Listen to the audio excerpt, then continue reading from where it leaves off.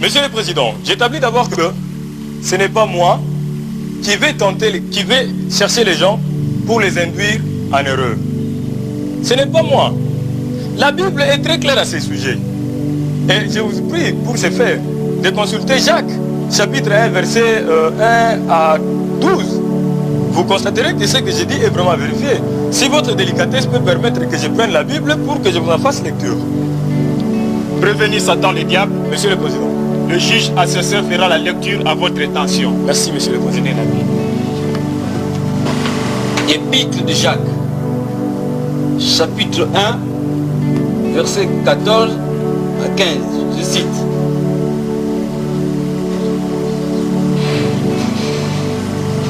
Mais chacun est tenté, et quand il est tenté, il est attiré et pris au piège par son propre mauvais désir.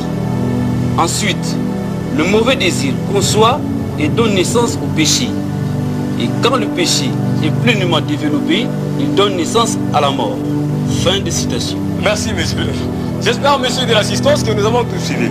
La Bible dit, avec netteté, que mais chacun est tenté, non pas par le diable, mais par son propre mauvais désir.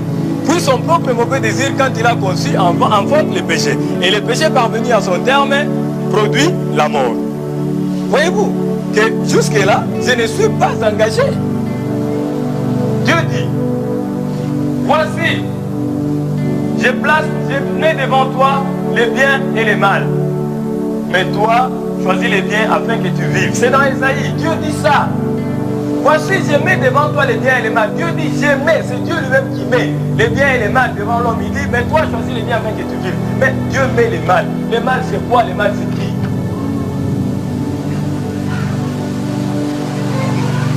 Monsieur, faites valoir votre libre arbitre. Dieu ne dit pas, réfère-toi au diable pour choisir. Il dit, toi, choisis, c'est à l'impératif. Mais si toi, tu choisis les mal, ce n'est pas moi qui te les fais choisir. Messieurs les hommes, je me résume. Évitez de tomber dans une erreur irréparable. Vous rendrez compte à Dieu de ce que vous aurez fait de la vie qu'il vous a confiée. Et moi, je rendrai compte à Dieu de ce que je sais. Non, messieurs les hommes, vous êtes tout simplement victimes de votre mauvaise foi. Les hommes de l'époque du Christ voulaient la puissance. Les hommes de l'époque du Christ voulaient la domination. Les hommes de l'époque du Christ voulaient régner. Ils ont refusé Dieu. Ils l'ont crucifié. Vous n'êtes pas mieux, vous. Les hommes de l'époque actuelle.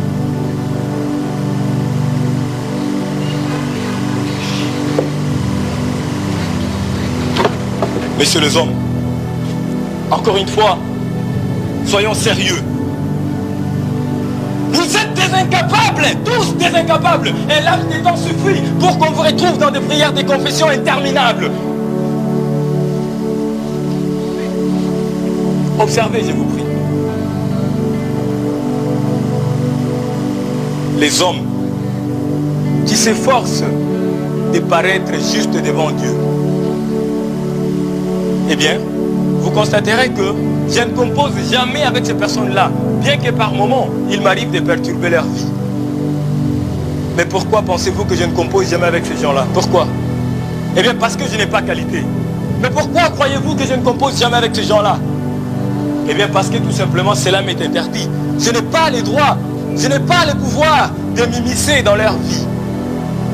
Par contre, allez chez des personnes perverses, celles qui pratiquent la magie et des choses similaires. Vous constaterez que ces gens-là ont déjà eu à voir les diables et plusieurs de ces manifestations dans leur vie immédiate. Malheureusement, c'est celles de personnes perverses comme celles-là qui sont majoritaires.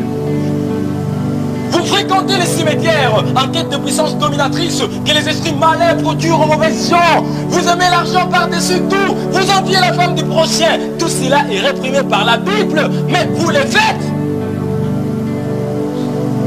Vous avez votre conscience pour vous arrêter, mais vous refusez. Vous commettez des actes, mais vous ne voulez jamais en supporter les conséquences. Puis soudain, quand cela se retourne contre vous, vous accusez les diables. Ce n'est pas juste. Non, messieurs, vous n'avez pas raison de m'accuser, messieurs les hommes. Je plaide non coupable.